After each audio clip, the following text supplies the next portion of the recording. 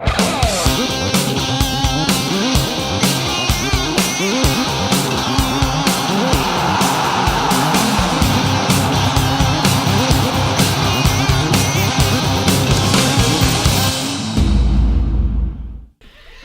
à tous dans ce nouveau numéro de Foot de Lille Mag. Voici le sommaire de l'émission.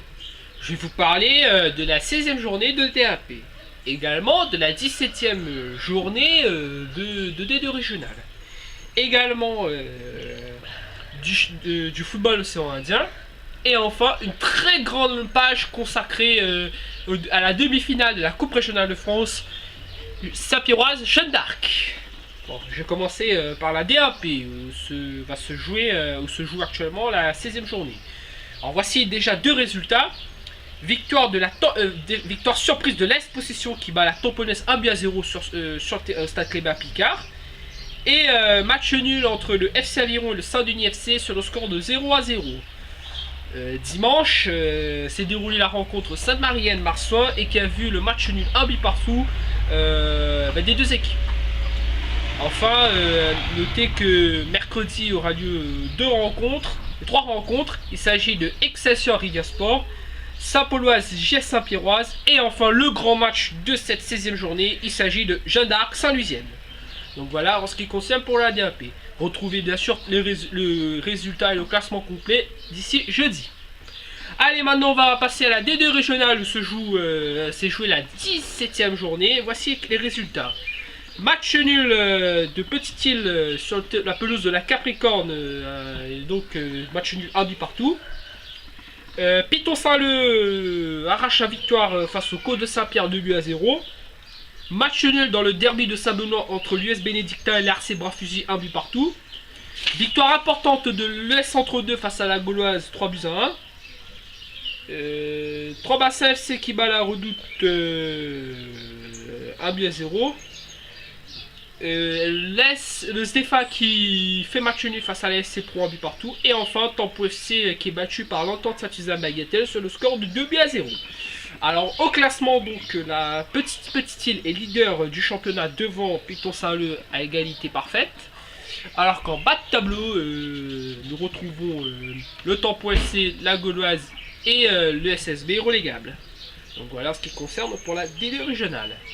Allez, on va faire un petit tour dans la zone océan Indien pour vous parler du championnat séchellois. Et oui, le championnat séchellois a repris depuis ce week-end.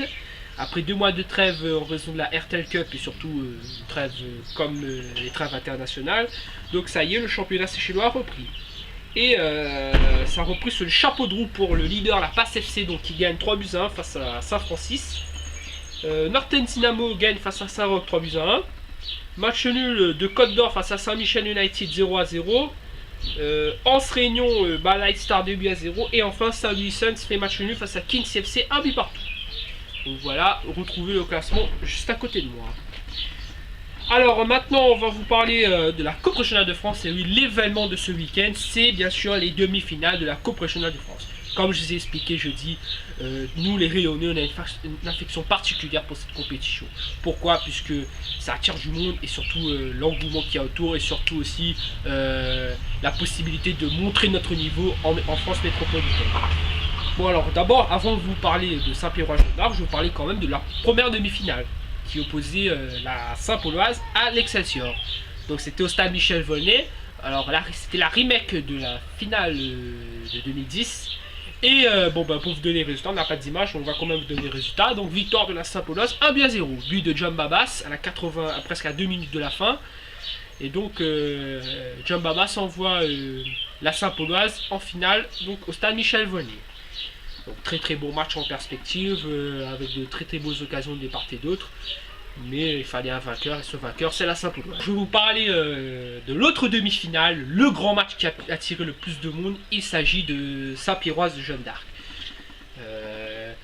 Là on voit vraiment que ça va attirer du monde. Pourquoi? Puisque ces deux équipes ont vraiment les deux plus grands groupes de supporters à la Réunion. Le corps portant d'un côté, les fanatiques de l'autre côté. On savait que ça allait attirer du monde. Je vous dis tout de suite, on attendait à plus de 3000-4000 personnes. On nous a pas déçus. Il y a eu près de 4000-5000 personnes. Ambiance garantie au stade olympique Paul Gilles Bénard. Une ferveur incroyable. Que dire y a pas, aucun superlatif ne permet de décrire ce qui s'est passé hier au stade olympique. Bon, écoutez quoi, je vous propose de voir un reportage de 6 minutes donc, où on va voir l'ambiance avant, pendant et après le match. Franchement, à refaire, et surtout on espère vous donner ça aussi pour la finale. Donc déjà, en attendant, donc je vous invite tous à nous retrouver sur la page Facebook Football 974, sur notre site et sur Twitter. Et n'oubliez pas, donc je vous retrouve jeudi pour un nouveau numéro Football Mag. Et donc je vous laisse apprécier ce magnifique reportage de 6 minutes. Ah, écoutez, chantez,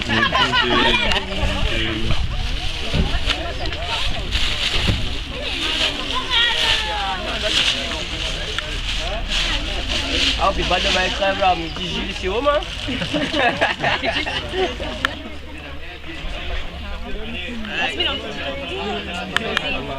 Un grand merci à mademoiselle Adeline Renaud et on va dire madame avec aussi le bonheur pour toi à Renaud. Donc les gars, il ne faut pas oublier le travail dans l'ombre est important. Merci. Et on va dire que moi je suis content de tout là. J'espère que ce soir on aura la victoire au bout. Mais un bout sur Saint-Denis, l'année c'est 26 affaires pour nous. Donc bon appétit tout le monde. Et allez les blancs.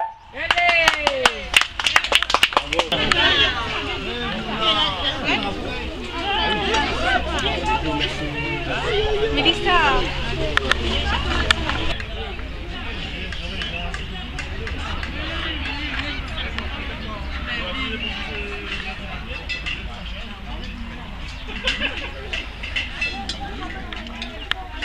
Allez,